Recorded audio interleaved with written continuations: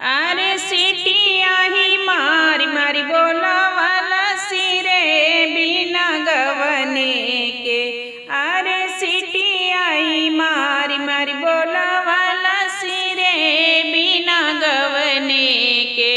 अरे सिटिया ही मार के पटवला सिरे बिना गवने के।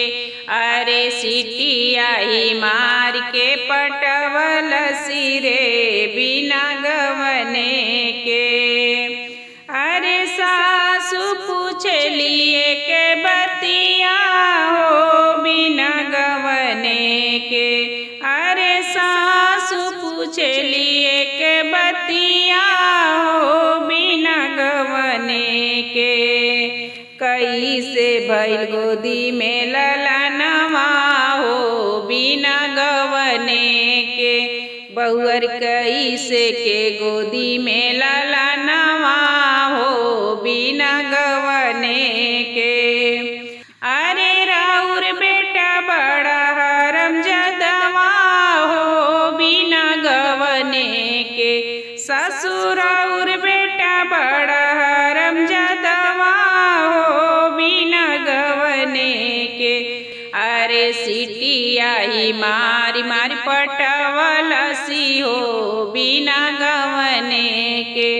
अरे सिटिया ही मारी मारी पटवला सी हो बिना गवने के।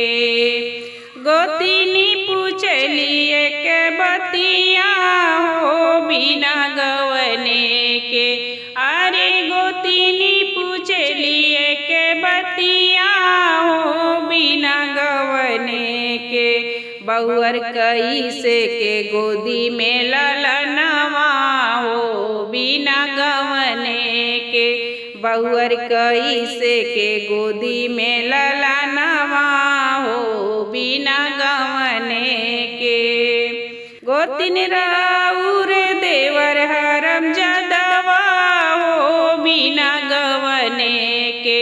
गोतिन राउर देवर हरमजादवा हो बिना गवने के। सिटिया ही मारी मारी पटवला सी हो बिना गवने के। अरे सिटिया ही मारी मारी बोलावला सी हो बिना गवने के। ननदो पूछलिए के बतिया हो बिना गवने के। अरे ननदो पूछलिए के बतिया हो बिना गवने के। भाभी कैसे भइल गोदी में ललनवा हो बिना गवने के। भाभी कैसे भइल गोदी में ललनवा हो बिना गवने के। ननदो राउर भैया हरमजादवा हो बिना गवने के। ननदो राउर भैया हरमजादवा हो बिना गवने के।